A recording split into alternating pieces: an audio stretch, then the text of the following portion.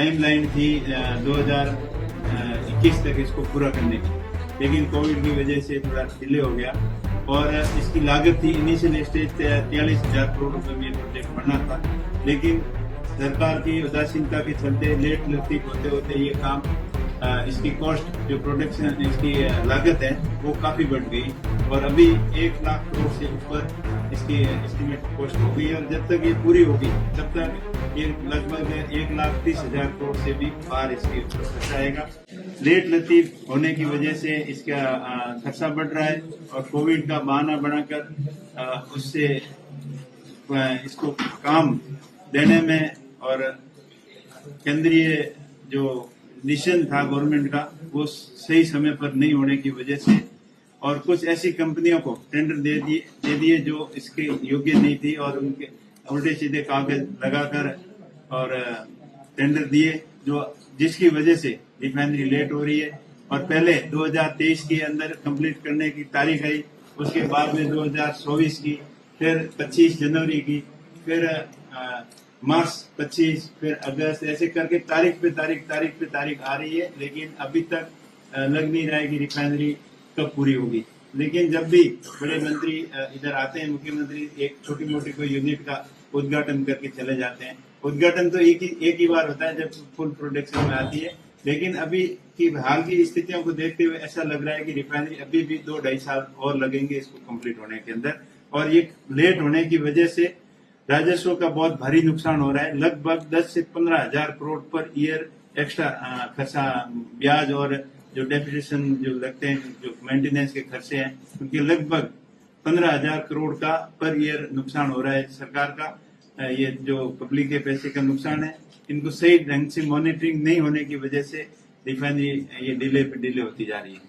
अगर बात करें तो आज केंद्रीय मंत्री थे, उन्होंने कहा है कि बहुत जल्द हम इसी साल के अंत में तोहफा देने वाले हैं, तो क्या उसको लेकर क्या कहना चाहेंगे और स्थानीय युवाओं को यहाँ पर रोजगार? देखिए, तोहफे की बात ये पिछली 3 बार, ये अभी तीसरी बार ये कह के गए कि अभी शुरू कर रहे हैं, लेकिन मुझे नहीं लग रहा कि ये फुल फ्लैश दिसंबर तक शुरू हो पाएगी। कोई एक आध यूनिट भले ही शुरू कर दे, बट दूसरी बात रही स्थानीय लोगों के रोजगार बिल्कुल नहीं दे रहे हैं। अभी परमानेंट एम्प्लॉय की भर्ती लगभग 500 लोग परमानेंट इन्होंने भर्ती कर ली है। स्थानीय लोग बहुत ही होशियार हैं, सक्षम हैं, वो इंटरव्यू तक तो पहुंच जाते हैं, रिटर्न वगैरह पास कर लेते हैं, लेकिन इंटरव्यू के अंदर लोकल होने का उनको सजा मिलती है कि स्थानीय है इसलिए नहीं रखते हैं, उनको बाहर कर दिया जाता है। अभी तक 500 में से लगभग कम से कम 80% स्थानीय लोगों को रखना चाहिए, जबकि उसकी जगह सिर्फ 5-10 लोग ही बड़ी मुश्किल से होंगे, वो भी जिनके एड्रेस बाहर के हैं, जैसे मूल निवास कहीं अहमदाबाद का है या दिल्ली का है या बाहर का है, वो लोग बड़ी मुश्किल से कोई 2-4 यहाँ आए हैं। बाकी स्थानीय नाम का सुनते ही एक को यहाँ नहीं रखते, इंटरव्यू के अंदर अयोग्य घोषित करके बाहर निकाल दिया जाता है और लिखित में चाहे वो कितने ही नंबर लिए। तो स्थानीय लोगों के साथ में बिल्कुल कुठाराघात हो रहा है, उनके हकों के साथ में कुठाराघात हो रहा है और स्थानीय लोगों को बहुत बड़ी उम्मीद थी कि रिफाइनरी यहाँ लगेगी तो हमें यहाँ इस तरह रोजगार मिलेगा। यहाँ इलेक्ट्रिकल के अंदर हो, चाहे मैकेनिकल में हो, चाहे दूसरे किसी भी ट्रेड के अंदर बच्चे यहाँ के कैपेबल हैं, योग्य हैं, अच्छी इंजीनियरिंग कॉलेज से इंजीनियरिंग डिग्री, डिप्लोमा और की हुई है, लेकिन इनको ले नहीं रहे। लास्ट फायरमैन तक भी यहाँ के लोगों को नहीं ले रहे हैं। फायरमैन को तो यहाँ पहले एक्सपीरियंस वाले भी खूब लोग हैं, लेकिन किसी को एक्सपीरियंस का हवाला दे देते हैं, किसी को कुछ बहाना बनाकर नहीं लिया जा रहा है। तो मैंने मंत्री जी से पहले दिल्ली में बात की थी कि आप वहाँ पचपदरा जा रहे हो तो कम से कम ये बात जरूर कहना कि स्थानीय लोगों को प्राप्त किया है। सर, सीएसआर फंड को लेकर भी तमाम तरीके से सवाल है, क्या लोकल खर्च हो रहा है, क्या कुछ? बिल्कुल, सीएसआर फंड और ईएसआर फंड जो भी इनके इन्वायरमेंट क्लियरेंस के लिए स्थानीय जो पर्यावरण को नुकसान होता है उनकी भरपाई के लिए सीएसआर और ईएसआर फंड इनको 2.5% खर्च करना होता है एज पर नाउ, लेकिन अभी सुनने में ऐसा आ रहा है कि उनको 2.5% से घटाकर 0.25 कर दिया, जो भी ये भी स्थानीय लोगों के साथ में बड़ा कुठाराघात हुआ है, क्योंकि ये स्थानीय लोगों का हक है और पर्यावरण को जो क्षति पहुंची है उसको पुनर्भरण के लिए इस फंड के द्वारा स्थानीय लोगों के जो मूलभूत सुविधाएं हो, चाहे पर्यावरण के लिए पेड़ पौधे लगाने हो, उन सभी फैसिलिटीज के लिए ये सीएसआर फंड होता है। लेकिन कंपनी ने अभी सीएसआर फंड पूरा यहाँ खर्च किया नहीं और थोड़ा बहुत जो भी किया है वो इनिशियल कॉस्ट जो पहले 40,000 करोड़ ये इनकी एस्टिमेट वैल्यू थी उसका कुछ परसेंटेज वो पहले एक बार खर्च कर दिया, लेकिन अभी जैसे 1 लाख करोड़ से ऊपर फंड इनके कॉस्ट आ रही है, तो उसका जो 2.5% जो खर्च करना चाहिए था वो बिल्कुल नहीं किया है और खाली खाना पूर्ति की है। और स्थानीय लोगों के कई रास्ते अवरुद्ध हो गए थे, थोड़े बहुत कहीं बने हैं, लेकिन जितने बनने थे उतना काम नहीं हुआ। आसपास की स्कूलों की हालत बहुत खराब है और सड़कों की हालत खराब है, पीने के पानी की सप्लाई बिल्कुल नहीं है, ना ही लाइट की व्यवस्था ठीक है। ये सारे काम इस CSR फंड से होने थे और ये इतना पूरा जो एज पर नॉर्म्स पूरा पैसा खर्च करती है कंपनी, तो सब सारे काम इसमें संभव हो सकते हैं। सर, लोकल लोगों की रोजगार की बात की तो आपने संसद में भी मुद्दा उठाया होगा, लेकिन मिल तो नहीं रहा है। क्या आगे की क्या कुछ आगे की ये प्लानिंग मैंने मंत्री जी से भी बोला था, मुख्यमंत्री जी को भी पत्र लिखा है। अगर इसके बारे में ये इसके ऊपर गौर नहीं करते हैं तो अभी आने वाले समय में दीपावली के आसपास बड़ा आंदोलन करेंगे और स्थानीय लोगों को अपना हक दिलाने के लिए संघर्ष करेंगे। अभी हाल ही के दिनों की बात करें तो डोली और अरावा में जो जयपुर केमिकल फैक्ट्री को गंदा पानी आ रहा है, नागौर सांसद हनुमान बेनीवाल ने अभी धरना करा, कई लोग प्रदर्शन कर रहे हैं। इस समस्या का समाधान के लिए आपने सांसद होने के नाते क्या बातचीत की, क्या इसका किस तरीके से आप देखिए, इसकी डोली की जो समस्या है, जो जोजरी नदी का पानी जो जोधपुर की फैक्ट्रियों का गंदा पानी आ रहा है, कल्याणपुर दवा डोली के आसपास के करीब दर्जनों गाँव के अंदर ये समस्या है इस गंदे पानी की। और इसके बारे में मैंने 3 बार लोकसभा के अंदर भी इस मुद्दे को उठाया था और उन्होंने टीम भी भेजी, लेकिन खाली खाना पूर्ति के नाम पर फॉर्मेलिटी करके चली गई। संभागीय आयुक्त से मेरी बात हुई थी और NGT में भी इस मामले को दिया हुआ है।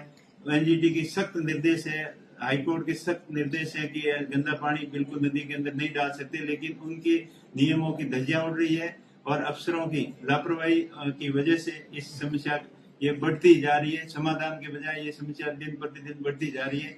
अभी मुख्यमंत्री जी पहले आए थे इधर सिवाना में, तब उन्होंने बोला था कि हमने इसकी बड़ी कार्य योजना बना ली है और एक बड़ी कैनाल पाइपलाइन के जरिए इसको कस्ब में ले जाएंगे। ये खाली बातें करते हैं, इसके ऊपर धरातल पे कुछ काम नहीं किया है।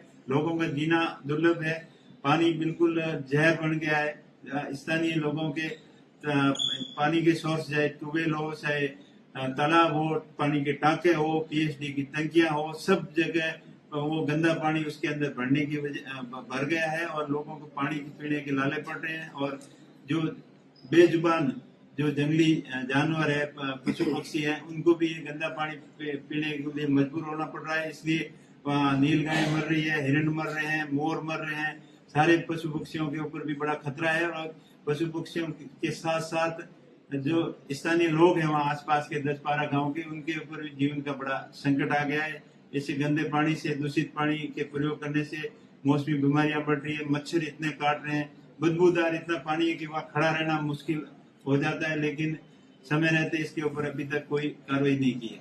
सर, पचपदरा है जो नमक की खदानों से प्रसिद्ध है, पर आज स्थानीय की बात करें तो नमक की खदानें धीरे धीरे विलुप्त होती जा रही है और आज खारवाल समाज के लोगों ने मुख्यमंत्री से बात कर ज्ञापन भी सौंपा। इसको लेकर आप क्या कहना चाहोगे? देखिए, खारवाल समाजों के हक के साथ में कुठाराघात हुआ है। इनके जो खाने थी, जब रिफाइनरी यहाँ लग रही थी, जब जमीन अधिग्रहण किया था, तब इनको आश्वासन दिया था कि जितनी आपकी खाने इसके अंदर रिफाइनरी क्षेत्र के अंदर जा रही है उसके बदले में आपको नई जमीन अलॉट देंगे या उनको उचित मुआवजा देंगे। लेकिन वो खाली बात की बात रही। आज दिन तक उनको ना तो मुआवजा दिया, नई जमीनें अलॉट की गई। उनके हक के साथ में कुठाराघात हुआ है, उनकी मांग जायज है। क्योंकि पेट्रोल पंप को लेकर भी सरकार के बड़े बड़े दावे किए जा रहा है। इस इलाके में पूरा पेट्रोल पंप स्थापित होगा, अधिको द्वारा कई जगह जमीनें अलॉट की गई है, वक्त की गई है, लेकिन अलॉटमेंट की प्रक्रिया रही है। यहाँ जो भी उद्यमी आ रहे हैं निवेश को लेकर, क्योंकि वो माहौल नहीं मिल पा रहा है। वो अभी खाली बातें ही हो रही है। मैं कह रहा हूँ ना, रिफाइनरी का जो काम होना था वो भी मुझे नहीं लग रहा है 2028 से पहले पूरा होगा। अभी 2-2.5 साल और लगेंगे।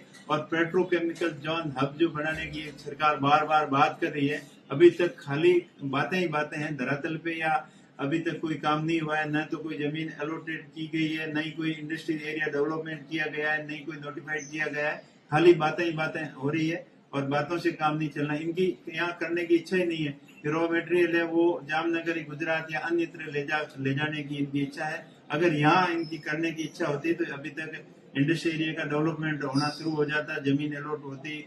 और दूसरी बात की, इस रिफाइनरी से निकलने वाला कच्चा जो रॉ मटेरियल है उनके व्यापारियों के अंदर भी एक शंका है कि हमें किस रेट पे मिलेगा। हो सकता है कोई बड़ा व्यापारी आके थोक में पूरा माल खरीद लेगा, इनको रॉ मटेरियल नहीं मिलेगा तो फैक्ट्री लगा के क्या करेंगे, तो ये भी इनके अंदर संशय है। तो सरकार की स्पष्ट नीति होनी चाहिए और व्यापारियों को पूरा भरोसा दिलाए कि आप इन्वेस्ट करें, फैक्ट्री लगाएं, आपको 10-15% कम दर पे मार्केट वैल्यू से, जो इंटरनेशनल मार्केट वैल्यू है उनसे कुछ रियायत दर पर आपको मटेरियल दिया जाएगा। या इंडस्ट्रीज आप लगा रहे हो तो उसमें जीएसटी में हो या और किसी भी प्रकार की प्रोटेक्शन पे हो, सेल पे हो, कुछ अलग से विशेष छूट दे ताकि यहाँ नया इंडस्ट्री एरिया डेवलपमेंट हो सके।